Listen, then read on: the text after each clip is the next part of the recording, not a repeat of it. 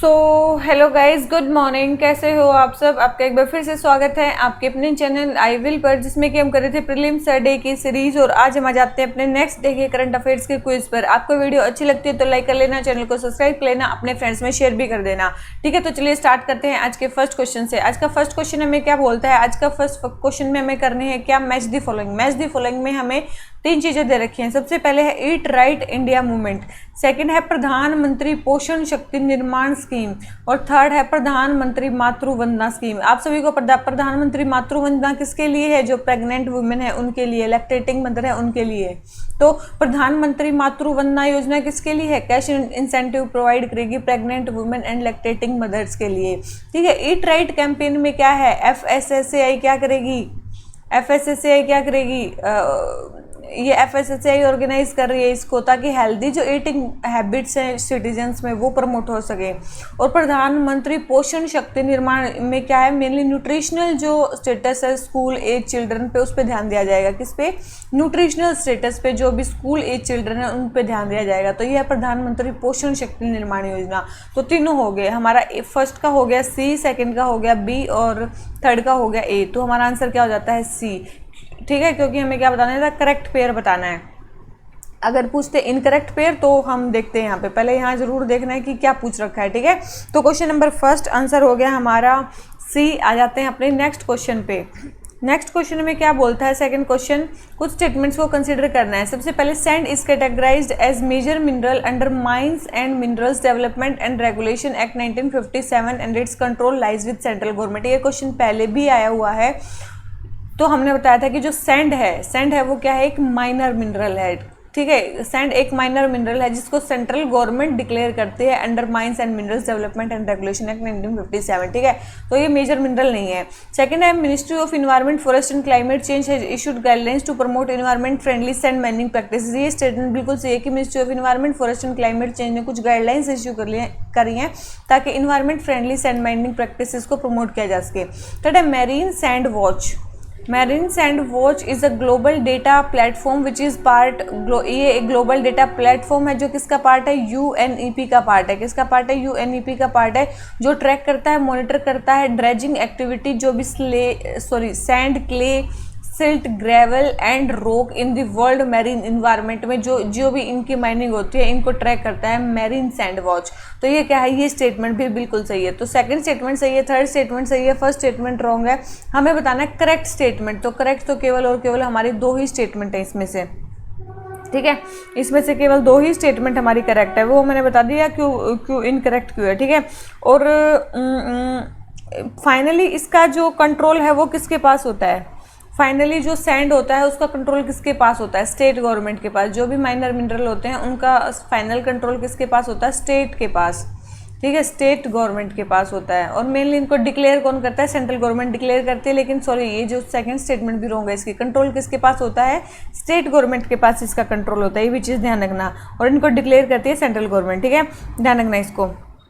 और जो गाइडलाइंस आई है वो किस नाम से आई हैं? सस्टेनेबल सैंड माइनिंग के अंडर। जो ये हमने ministry of environment forest and climate change में जो गाइडलाइन आई है किस नाम से आई है? Sustainable sand mining management guidelines. ठीक है, sustainable sand mining management guidelines 2016 के नाम से आई हैं। ठीक है, 2016 के उस पर आई हैं। तो बस यही है हमारा, और सारी चीज़ें हमने देख ली। तो क्वेश्चन नंबर सेकंड, उसका आंसर हो गया हमारा बी। आ जाते हैं अपने नेक्स्ट क्वेश्चन पे। ठीक है, नेक्स्ट क्वेश्चन हमें क्या बोलता है? इन्वेजिव एलियन स्पीसीज के बारे में बताना है। सबसे पहले है इन्वेजिव एलियन स्पीसीज क्या होती है? Invasive alien species are the animals और plants and other organisms that are introduced by humans. या तो ह्यूमंस उनको इंट्रोड्यूस करते हैं या फिर वो अपने आप ही या एक्सीडेंटली इंट्रोड्यूस हो जाती हैं ऐसे प्लेसेस पे जो उनकी नेचुरल रेंज से क्या है? बाहर है। तो ये स्टेटमेंट क्या है? बिल्कुल सही है। ये बिल्कुल सही डेफिनेशन है किसकी? इन्वेजिव एलियन स्पीसीज, इन्हीं को बोलते हैं। सेकेंड है कूमिंग मॉन्ट्रियल ग्लोबल बायोडाइवर्सिटी फ्रेमवर्क, जो है इन्वेजिव एलियन स्पीसीज को कम्प्लीटली रिड्यूस करने की बात करता है 2030 तक। तो आपको एक चीज़ समझ में आनी चाहिए कि देखो, अगर Kunming Montreal global biodiversity framework इसके लिए हुआ है तो क्या ये कम्प्लीटली इसको ख़त्म करने की बात करेगा? नहीं, ये बोल रहा है कि हम 2030 तक एटलीस्ट 50% जो इन्वेजिव एलियन स्पीसीज हैं उनको कम कर देंगे, उनके रेट को कम कर देंगे। ठीक है, जो भी मतलब इन्वेजिव एलियन स्पीसीज़ का इंट्रोडक्शन है उनका जो रेट है उसको रिड्यूस कर देंगे। कितना? एटलीस्ट 50%। कितना? ये बोल रहे हैं कंप्लीटली नहीं करेंगे हम, कितना करेंगे? एटलीस्ट 50% हम रिड्यूस कर देंगे। ठीक है, तो ये स्टेटमेंट बिल्कुल गलत दे रखी है। और Kunming Montreal global biodiversity framework बिल्कुल इसी के लिए होता है, इन्वेजिव एलियन स्पीसीज के लिए। थर्ड है lantana camara is a invasive species that threatens India's tiger habitat. बिल्कुल ये लेंटाना कैमारा क्या है? एक इन्वेजिव स्पीसीज़ है और अप्रोक्स जो 40% इंडिया के टाइगर हैबिटेट है उनको थ्रेटन करती है। ठीक है, तो तीनों स्टेटमेंट नहीं, फर्स्ट स्टेटमेंट करेक्ट है, सेकंड स्टेटमेंट रॉन्ग है, थर्ड स्टेटमेंट करेक्ट है। और हमें बतानी है करेक्ट स्टेटमेंट, तो केवल 2 स्टेटमेंट हमारी करेक्ट है और 1 स्टेटमेंट हमारी क्या दे रखी है? रॉन्ग दे रखी है। ठीक है, तो ये हमने पढ़ लिया कि इसके बारे में, इन्वेजिव एलियन स्पीसीज़ के बारे में। आ जाते हैं अपने नेक्स्ट क्वेश्चन पे। नेक्स्ट क्वेश्चन क्या है? IPBES मतलब inter governmental science policy platform on biodiversity ecosystem services के बारे में बताना है। सबसे पहले ये एक इंटर गवर्नमेंटल ऑर्गेनाइजेशन है, नाम से ही पता चल रहा है, जिसमें क्या इंप्रूव करना है हमें? साइंस और policy on issues of biodiversity और इकोसिस्टम सर्विसेज के बीच का जो इंटरफेस है उसको इंप्रूव करना है। बिल्कुल नाम से ही आपको समझ में आ रहा होगा। सेकेंड है it was formed on the basis of Busan outcome document. बिल्कुल ये चीज़ ध्यान रखना है, ये बुसान आउटकम डॉक्यूमेंट के बेसिस पे बनी है और इंडिया इसका मेंबर है। बिल्कुल इंडिया भी इसका मेंबर है। तीनों ही स्टेटमेंट हमारी इसके बारे में सही हैं, बिल्कुल इंपॉर्टेंट है, ध्यान रखना। और कब फाउंड किया गया था? 2012 में फाउंड किया गया था। कब? 2012 में फाउंड किया गया था। और फाउंड करने वाले कौन कौन है? 3 ऑर्गेनाइजेशन है। कौन से हैं? एक तो UNDP है, एक UNEP है और एक है FAO। कौन है? UNDP, UNEP और FAO, ये हैं मेनली जो इसको फाउंड करते हैं। सेक्रेटरीट इसका कहाँ पे है? बोन जर्मनी में है। कहाँ पे है? बोन जर्मनी में इसके क्या है? सेक्रेटरीट है। ठीक है, तो मैंने बता दिया क्या क्या है। 143 मेंबर्स इसके हैं, मतलब कंट्रीज इसकी मेंबर हैं और इसमें से इंडिया भी एक मेंबर है। तो ये हो गया हमारा IPBES के बारे में। तो हमें बतानी है करेक्ट स्टेटमेंट, तो तीनों ही स्टेटमेंट हमारी इसके बारे में क्या है? करेक्ट है। ठीक है, आ जाते हैं अपने नेक्स्ट क्वेश्चन पे। नेक्स्ट क्वेश्चन है हमारा, pro cyclical fiscal policy stabilises the business cycle by being contradictory in good times and expansionary in bad times. देखो प्रो साइक्लिकल का मैंने आपको मतलब बताया था, ऐसी फिस्कल पॉलिसी जो साइकिल के अकॉर्डिंग चल रही हो। मान लो अगर अच्छा टाइम चल रहा है तो गवर्नमेंट भी ज़्यादा स्पेंडिंग करेगी, सब अच्छा करेगी। अगर नेगेटिव टाइम चल रहा है तो गवर्नमेंट भी नेगेटिव करेगी। मतलब अगर मतलब सही चल रहा है तो गवर्नमेंट भी एक्सपेंशनरी पॉलिसी फॉलो करेगी, गलत चल रहा है तो गवर्नमेंट क्या करेगी? उल्टी पॉलिसी फॉलो करेगी, कॉन्ट्रैक्शनरी पॉलिसी फॉलो करेगी। तो ये बोल रहे हैं प्रो साइक्लिकल फिस्कल पॉलिसी में स्टेबलाइज करते हैं बिजनेस साइकिल को बाय बीइंग कॉन्ट्राडिक्टरी। देखो मैंने क्या बताया था, गुड टाइम्स में क्या करेंगे हम? एक्सपेंशन करेंगे, कॉन्ट्रैक्शन नहीं करेंगे। तो ये स्टेटमेंट क्या दे रखी है? उल्टी दे रखी है। ठीक है, तो गुड टाइम में हम क्या करेंगे? एक्सपेंशन करेंगे और बैड टाइम में हम क्या करेंगे? कॉन्ट्रैक्शन करेंगे। ठीक है, मैंने ये बता दिया। तो ये स्टेटमेंट क्या होगी? बिल्कुल गलत हो गई है। ठीक है, तो प्रो साइक्लिकल फिस्कल पॉलिसी बिल्कुल गलत दे रखी है कि भाई मैंने बता दिया गुड टाइम में हम एक्सपेंशन करेंगे, बैड टाइम में हम कॉन्ट्रैक्शन करेंगे।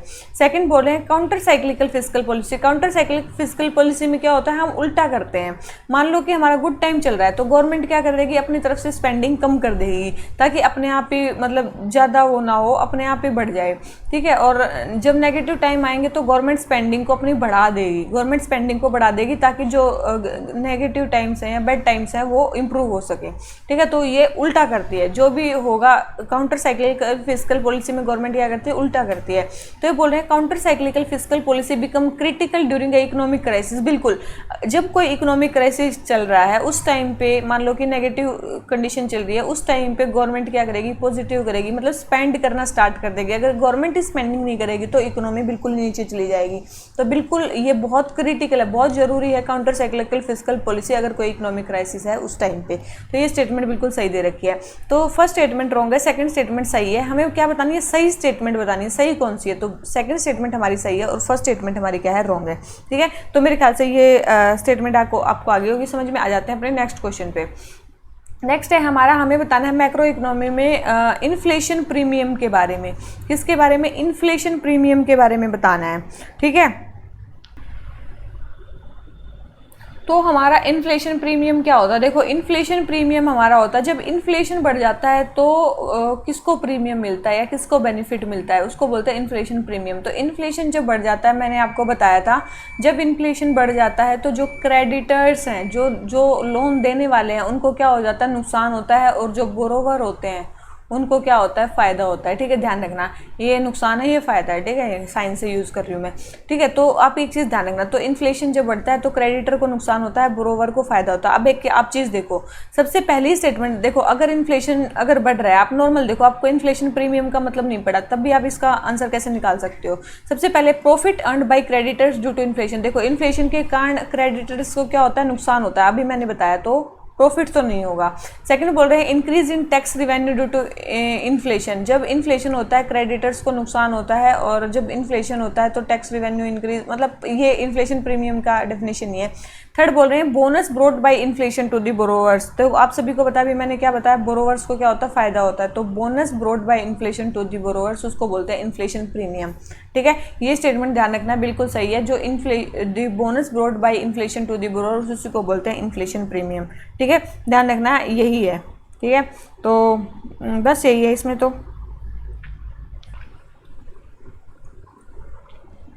ठीक है, तो हमारा ये वाला क्वेश्चन हो जाता है कंप्लीट। आ जाते हैं अपने नेक्स्ट क्वेश्चन पे। 1 सेकेंड गाइस। नेक्स्ट क्वेश्चन है जीडीपी डिफ्लेटर। जीडीपी डिफ्लेटर के बारे में बताना है। सबसे पहले ये किसको डिनोट करता है? इन्फ्लेशन को ही डिनोट करता है, इकोनॉमी में कितना इन्फ्लेशन है।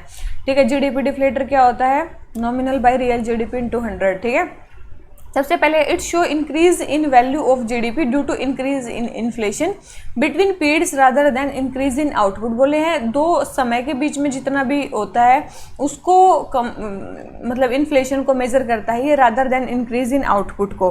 ठीक है, तो ये स्टेटमेंट क्या है? बिल्कुल सही है भाई, जीडीपी डिफ्लेटर उसी को मेजर करता है। सेकंड बोल रहे GDP deflator contains only those goods and services which house hold purchase for consumption. देखो जो हाउस होल्ड कंजप्शन के लिए परचेज करते हैं उसके लिए क्या है? सीपीआई, कंज्यूमर प्राइस इंडेक्स, आप सभी ने सुना होगा। लेकिन जीडीपी डिफ्लेटर उन गुड्स एंड सर्विसेज को कंटेन करता है जो हमारी इकोनॉमी में प्रोड्यूस होती हैं, केवल उन्हीं को करता है। ऐसा नहीं है कि जो बाहर से सामान आता है उनको नहीं मेजर करता, जो हमारी इकोनॉमी में प्रोड्यूस होती है केवल उन्हीं को मेजर करता है। ठीक है, एक चीज़ बहुत इंपॉर्टेंट, इसको ध्यान रखना। तो ये सेकेंड स्टेटमेंट हमारी क्या हो जाती है?